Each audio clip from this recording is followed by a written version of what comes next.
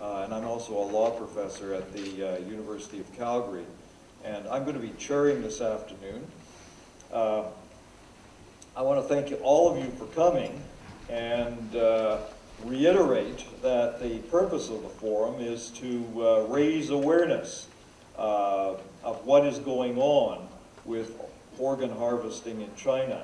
And by hosting this forum, we hope that through the efforts of medical practitioners, professors, lawyers, government officials, international human rights organizations, and ordinary citizens, Canadians can become aware of what is going on with organ harvesting and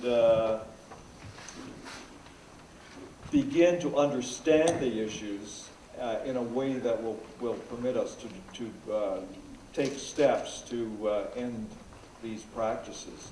So today's session is a forum and a film. There are two parts to it.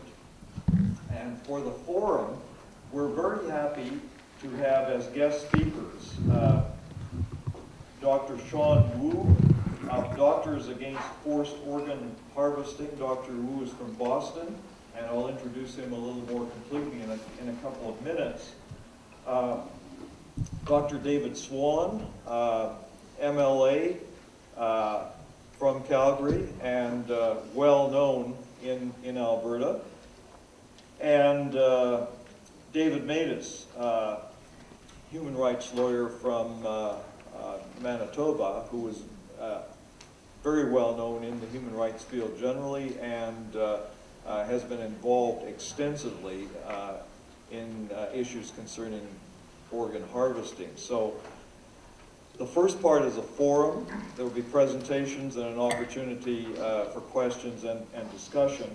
And then the second part, after about 1 hour, there will be a brief intermission, and then we'll move to a screening of Carrie Gilkison's film entitled... No, just a correction, it's not my film. I'm here on behalf of NTD TV, but it's Free China, and it's from director Michael Froman. I didn't have the director, so thank you very much, Carrie.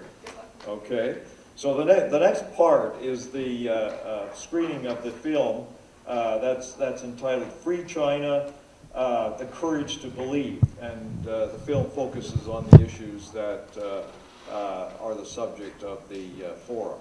Okay, so that's the agenda for the next couple of hours. So I want to begin by introducing Dr. Sean Wu. His background is working as a radiologist in China for more than 16 years, and he was associate professor at the Tianjin Medical University. He then moved to the United States, where he joined a molecular imaging research team in Boston, and he's worked as a medical imaging consultant in a private institute in the U.S. as well. And he'll be speaking about our responsibility to end transplant abuse in an authoritarian country, a case study of China. Okay, so he'll be our first speaker, and at this time I want to introduce our second speaker as well, Dr. David Swan.